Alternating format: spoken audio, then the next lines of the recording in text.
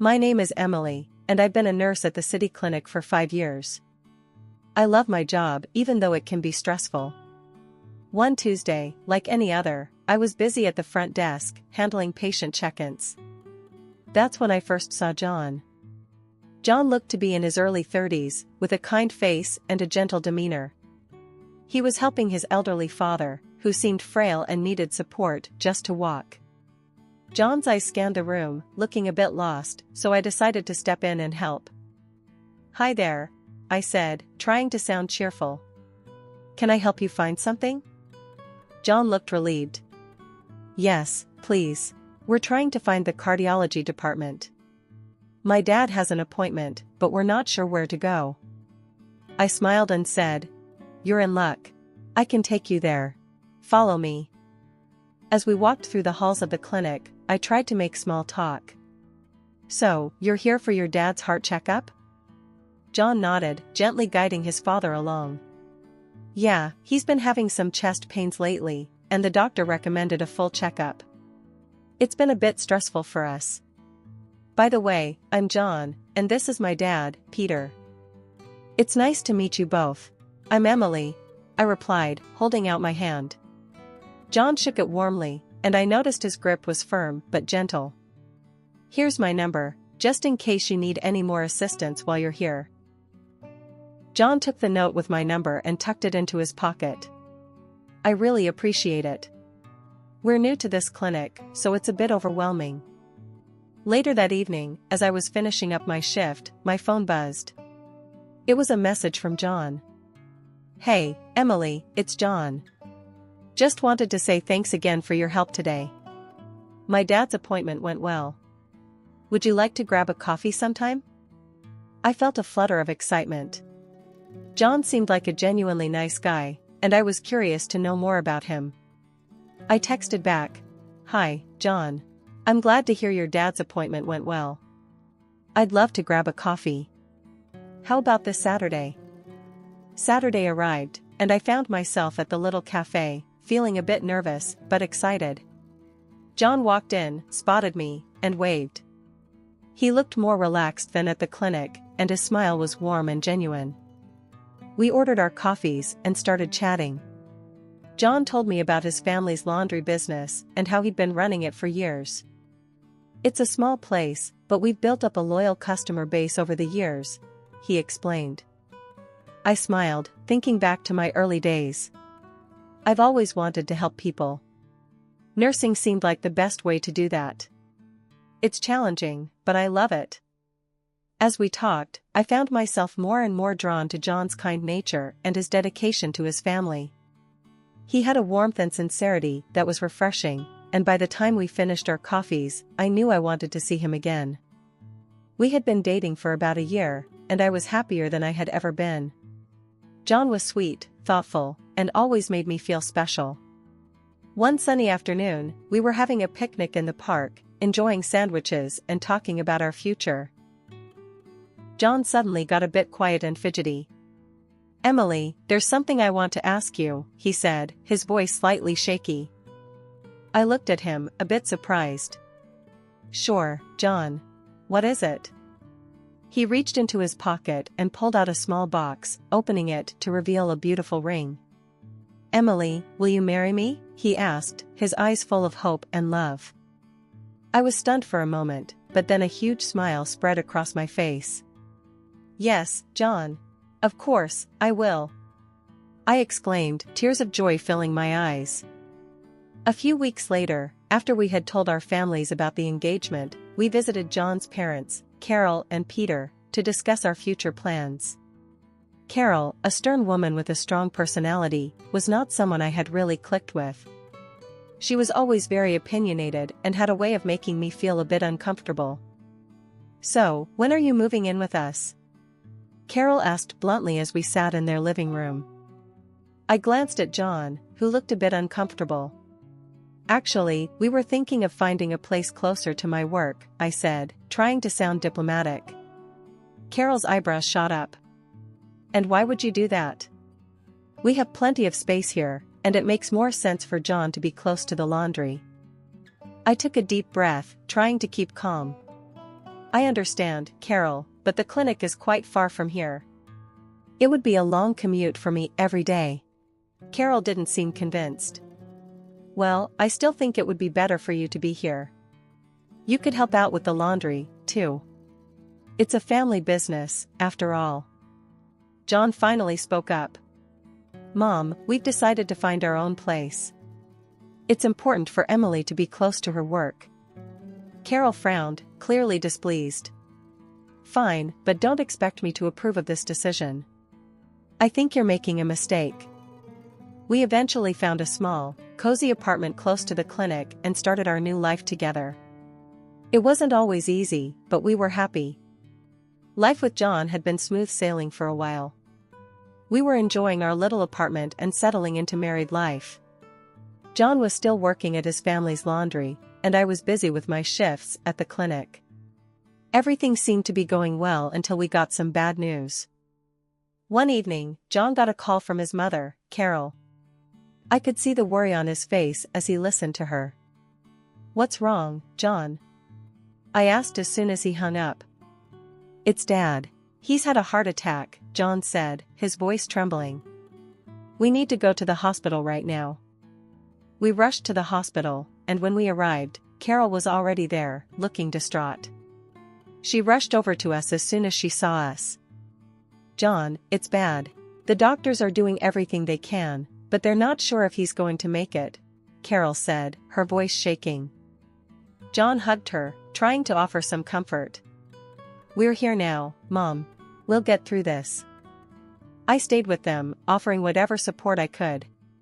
The hours seemed to drag on, and the waiting was unbearable. Finally, a doctor came out to speak with us. I'm sorry, the doctor said, looking at us with sympathy. Peter didn't make it. We did everything we could. Carol broke down in tears, and John's face went pale. I felt a lump in my throat, trying to hold back my own tears. I hugged John, trying to be strong for him. The days following Peter's death were a blur. We were busy with funeral arrangements and dealing with Carol's grief. She seemed lost without her husband, and I could see the toll it was taking on her. One evening, a few weeks after the funeral, Carol called John again, sounding even more upset than usual. John, I'm not feeling well. I think I'm getting sick, Carol said, her voice weak. We'll come over, Mom. Hang tight, John replied, worry etched on his face. We went to Carol's house, and it was clear she wasn't well. She looked pale and weak, and I could see the worry in John's eyes. Mom, you need to see a doctor, John said firmly. I'll be fine, John. I just need some rest, Carol insisted. Carol finally agreed, and we took her to the clinic where I worked. The doctor confirmed that she was indeed ill and needed proper care and rest. John was deeply concerned and didn't want to leave her alone. Emily, we need to move in with Mom, John said one night as we were preparing for bed. She needs our help. We packed up our things and moved into Carol's house. I tried to make the best of it, taking care of her and doing the housework while still working full-time at the clinic. The commute was long and exhausting, but I knew it was important to be there for John and his mother. Carol, however, was never easy to please.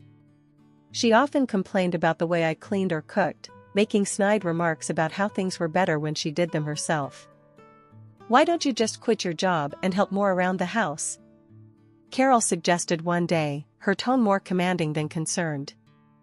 I can't quit my job, Carol. We need the income, and I worked hard to become a nurse, I explained, trying to be patient. Despite the tension, I continued to care for Carol and manage the household. I was exhausted from the long hours at the clinic and the demands at home, but I tried to stay strong for John's sake. Living with his mother, Carol, was a challenge, to say the least. I was running myself ragged trying to balance my job at the clinic, taking care of Carol, and managing the house. Something had to give. One evening, after a particularly tough day at the clinic, I got home to find Carol complaining about the state of the house. Emily, this place is a mess. Can't you see the dust on these shelves? Carol barked as I walked through the door. I took a deep breath, trying to keep my cool. Carol, I just got back from a long shift. I'll clean it up after I've had a chance to rest. John, who had just come home from the laundry, looked between us, sensing the tension. Emily, Mom's right. We need to keep the house clean, he said, not looking at me. Frustrated, I turned to John. I'm doing the best I can, John. I can't be in two places at once. John sighed, looking tired. I know, Emily, but something needs to change. We can't keep going like this. I agree, I said, feeling my exhaustion turn into resolve. I'll cut back my hours at the clinic. I can work part-time there and help more at the laundry. Will that make everyone happy? Carol's face lit up a bit. That sounds more reasonable. You should be here helping with the family business. I looked at John, waiting for his response. That might work, Emily. It would take some pressure off Mom and give you more time at home. Fine, I said, feeling a mix of relief and frustration. I'll talk to my boss tomorrow and arrange for part-time hours. The next day, I spoke with my supervisor at the clinic. I explained the situation at home and requested a reduction in hours. Thankfully, my boss was understanding and agreed to let me work part-time. Back at home, I started spending half my day at the clinic and the other half at the laundry. It was tough adjusting to the new routine, but I was determined to make it work. I spent my mornings at the clinic, then headed to the laundry in the afternoons to help out. One afternoon, while folding clothes in the back of the laundry, John came over, looking concerned. Emily, we need to talk about your pay, he said, sounding hesitant. What about it? I asked, feeling a knot form in my stomach. I was thinking we don't need to complicate things with taxes and payroll. Instead of a salary, you'll have access to the family account for whatever you need, John said, avoiding my eyes. I felt a surge of frustration, but tried to stay calm. So, you're saying I'll work for free and just use the family account? John nodded. It's simpler that way, Emily. Less paperwork and hassle. I bit my lip, trying to hold back my anger. Fine, John. But I want it clear that I'm contributing a lot to this family, and I expect some respect for it. A year later, I started to get a good grasp of the laundry business. I noticed a lot of room for improvement, and I thought of several ideas that could boost our customer numbers, increase income, and cut down on complaints. One evening, after a long day, I decided to bring up my suggestions with John and Carol. We were all in the kitchen, and I took a deep breath before speaking. John, Carol, I've got some ideas to help the laundry, I began, trying to sound confident. We could install video cameras to prevent theft, offer online booking, and give discounts to regular customers. Also, there's a vacant room next to the laundry. We could rent it and expand the business. John immediately looked annoyed. Emily, why do you keep sticking your nose into things you don't understand? I've been in this business since I was a kid. I know what I'm doing. Carol smirked and added, your ideas are ridiculous, Emily. We don't need cameras or online booking. You're just trying to mess things up with your silly suggestions. I felt a surge of frustration but tried to stay calm. I'm only trying to help. We need to keep up with the times if we want to stay competitive. John shook his head, his voice rising. Just stick to your job and let me handle the laundry. We don't need your so-called improvements. Feeling defeated, I decided to drop the subject. Fine, do what you want. But don't be surprised if things get worse. As the weeks went by, I kept doing my work at the clinic and the laundry, but I couldn't help but notice the business wasn't doing well. Customers were complaining more, and the profits were dropping. I tried to bring it up again a few times, but John and Carol shut me down every time. One afternoon, while I was folding clothes, I overheard a customer complaining to John about a missing shirt. This is the third time something's gone missing. What are you people doing? The customer snapped. John tried to calm the customer down. I'm really sorry about that. We'll look into it and make sure it doesn't happen again. The customer left, still grumbling, and I saw my chance to bring up another idea. "John, we should install security cameras.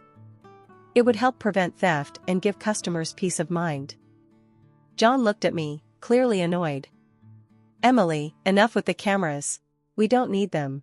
Just focus on your work." I bit my tongue, feeling more and more like my efforts were pointless. Carol wasn't any better. She kept making snide remarks about my cleaning and cooking, and John seemed to echo her complaints without question. "Emily, why can't you just do things right for once?" John would say, parroting Carol's criticisms. It was disheartening, to say the least. I was putting in all this effort, trying to help and make things better, but all I got in return was criticism and dismissal. I started to wonder why I was even bothering. The laundry's profits kept dropping, and our relationship was getting worse.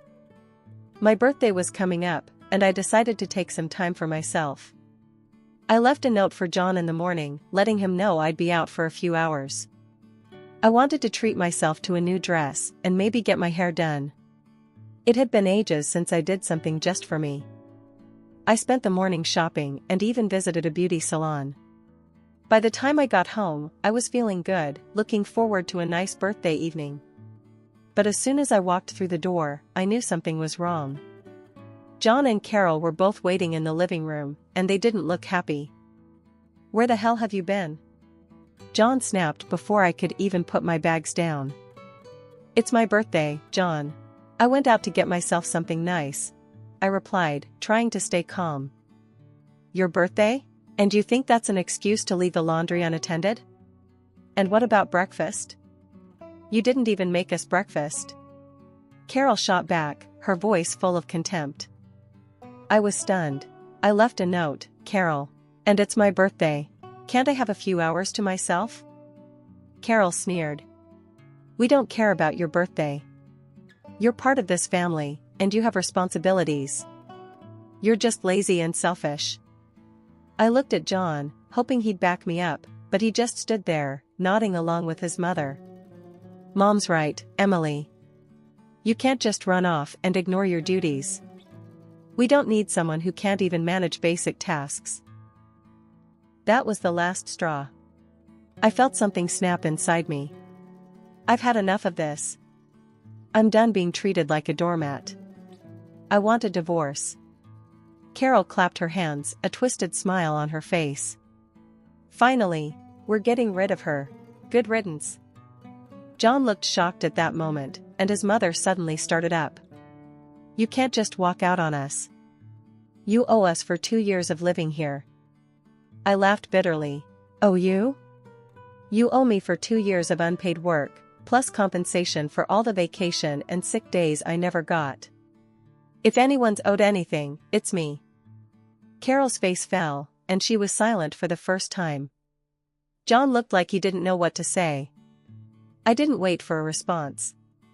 I went straight to our room, packed my things, and walked out the door. I found a small apartment nearby and moved in that same day. The first few days were hard. I felt like I'd lost everything, but as the days went by, I started to feel a sense of relief. For the first time in a long time, I was free from the constant negativity. The desire to open my own business did not leave me. I took a good look at my savings and decided to use it to rent the vacant room next to John's laundry, the very space I suggested when I was still part of their family. I wanted to show them that I could succeed without their constant negativity.